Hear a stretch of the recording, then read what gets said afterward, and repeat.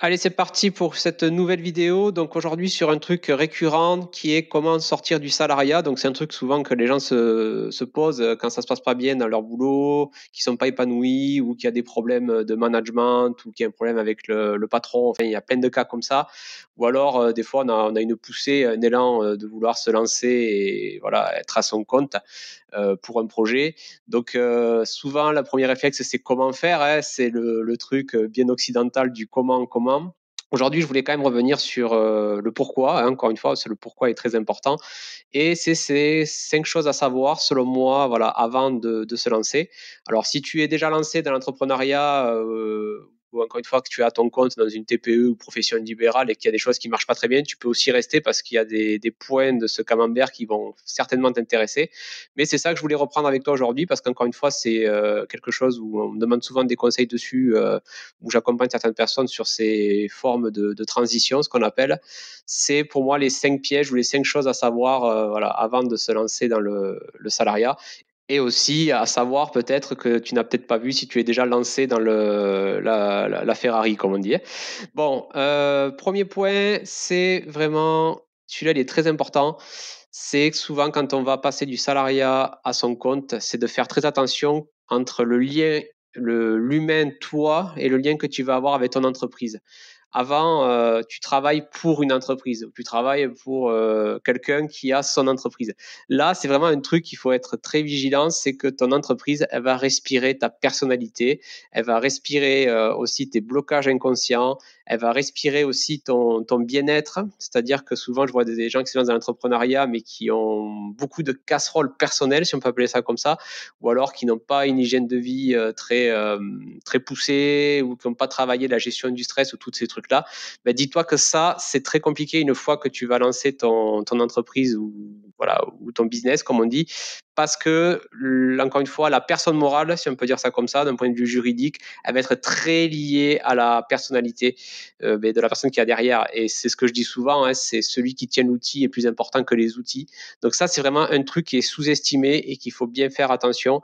Euh, parce qu'encore une fois, voilà, ta personnalité, le travail que tu fais sur toi, voilà, encore une fois, ta gestion du stress, ta gestion de l'énergie, ton rapport à l'argent, ton rapport à savoir t'exposer, à te montrer, ta confiance en toi, enfin, tous ces trucs-là, si c'est un peu délaissé, ben, ça va te plomber quelque part dans l'entrepreneuriat ou quand tu seras à ton compte, du coup.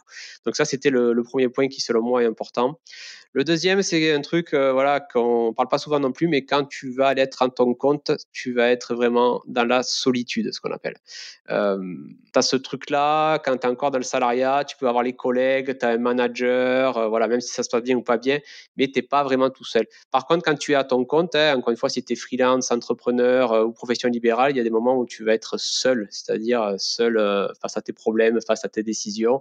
Alors oui, tu pourras te faire aider, mais ça restera des gens qui t'apporteront une aide. Il y a un moment, c'est toi aussi qui vas te retrouver seul avec tes problèmes.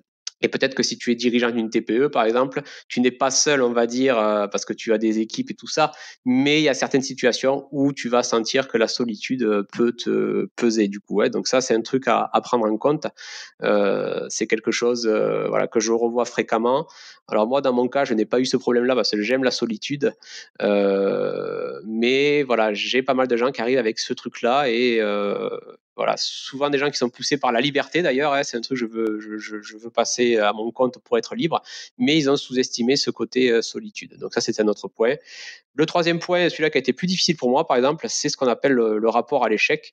Parce que c'est vrai que quand tu es dans le salariat ou que tu travailles pour quelqu'un, ben, tu vas faire des actions qui te demandent souvent, où tu vas avoir un peu de liberté, mais au bout du compte, on va dire que voilà, la paye elle tombe et l'énergie que tu as investie, quelque part, que ça marche ou ça marche pas, mais tu as quand même quelque chose en retour. Alors que quand tu es à ton compte, voilà, il y a des situations et de nombreux cas où tu vas devoir lancer des choses, déployer des choses, mais tu n'auras vraiment aucune maîtrise sur le résultat ou alors les résultats espérés, les résultats attendus et les résultats réels, mais il va y avoir des distorsions. Donc ça, c'est un truc qui est assez Assez difficile, hein, voilà, c'est quelque chose qui revient souvent, mais je voulais aussi le signaler là.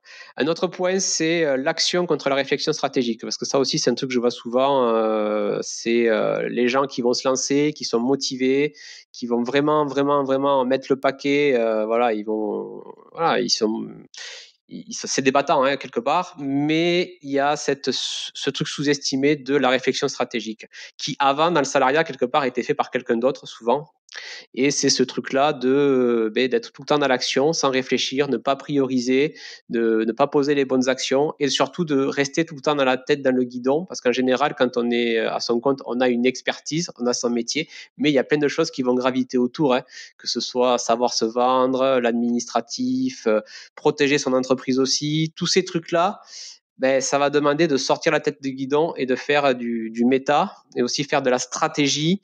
Voilà, c'est vraiment un point capital qui est sous-estimé généralement, c'est que dans l'entrepreneuriat, on va pas te demander d'être seulement voilà, un bourrin, un exécutant, un guerrier. Il va y avoir vraiment toute cette phase stratégie qui est pas facile à prendre en compte et surtout de ne pas se laisser aspirer, encore une fois, par le quotidien. Et un autre piège aussi voilà, qui peut arriver souvent et que je vois très souvent, c'est que souvent on va vouloir la stratégie un peu, tout ça, on va vouloir la déléguer voilà, à des experts, à un comptable, à un coach ou j'en sais rien. Ce truc-là, on va vouloir s'appuyer sur eux. Donc c'est bien parce que voilà, faut les écouter. Mais surtout, il faut garder, encore une fois, voilà, ta responsabilité. On y viendra sur le dernier point. C'est de rester vraiment clair avec toi, que ces gens-là sont là pour t'aider, mais ils ne vont pas régler les problèmes à ta place. Donc ça va te demander, encore une fois, de t'investir pleinement, effectivement, mais dans l'exécution et passer à l'action. Bon, ça, tu pourras le déléguer au bout d'un certain moment, dans certaines limites, parce qu'il y a quand même des choses que tu vas conserver. Mais par contre, la planification, la stratégie, voilà, ça va être important aussi que tu vas aller, on va dire, rentrer pleinement dans ce rôle pour développer ton activité. Et ça, c'est pas simple quand on sort du salariat, du coup.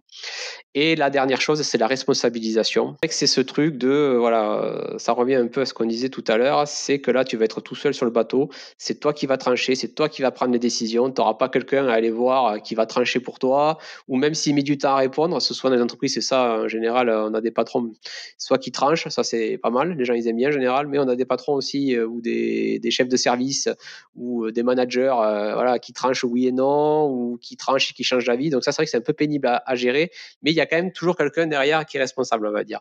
Par contre, voilà, dans l'entrepreneuriat, c'est vous qui tranchez, c'est vous qui prenez les responsabilités, c'est vous qui êtes pleinement responsable, et c'est vous qui allez trancher aussi sur des domaines où vous êtes à l'aise et des domaines où vous n'êtes pas à l'aise. Voilà, ça c'est aussi un autre point à bien prendre en compte. Donc voilà, on a fait un petit tour rapide. Je vais quand même voir voilà, si j'ai rien oublié. Ouais, pour revenir à la responsabilisation, ouais, c'est ce que je disais tout à l'heure, c'est que tu vas trouver de l'aide en général, peut-être des amis qui vont te donner des conseils, ou encore une fois des experts, une agence marketing, j'en sais rien, un comptable, un avocat, un coach, tout ça. Mais toujours pareil, ces gens-là seront là pour, oui, il faut les écouter, mais c'est toi qui es à la fin le dernier décisionnaire. Voilà, de faire attention, de bien être souverain dans tes décisions. Donc voilà, ça c'était un autre point.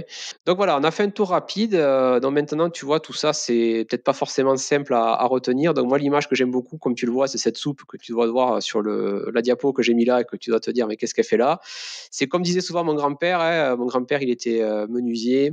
Et puis un jour, voilà, on mangeait ensemble de la soupe et il m'a dit ça, tu es chef de ta soupe. Hein. Vraiment dans ta vie, tu es chef de ta soupe. Parce que encore une fois, tu vas avoir beaucoup de conseils, des gens qui vont voilà, vont vouloir t'aider, même de bonne volonté. Tu vas avoir des experts, comme on disait, tu vas avoir beaucoup de monde qui vont venir graviter autour de toi. Mais lui, ce qu'il m'avait dit dans son activité de menuiserie, c'est qu'à un moment, tu es chef de ta soupe. Ton entreprise, c'est la tienne, quoi. Donc, il faut bien garder ça en tête. Et c'est ça, quand tu vas être à ton compte, qu'il va falloir pleinement investir, c'est ta souveraineté personnelle. Parce que, encore une fois, voilà, le mieux placé pour développer ton activité, c'est toi. Du coup. Allez, je te dis à bientôt pour une nouvelle vidéo.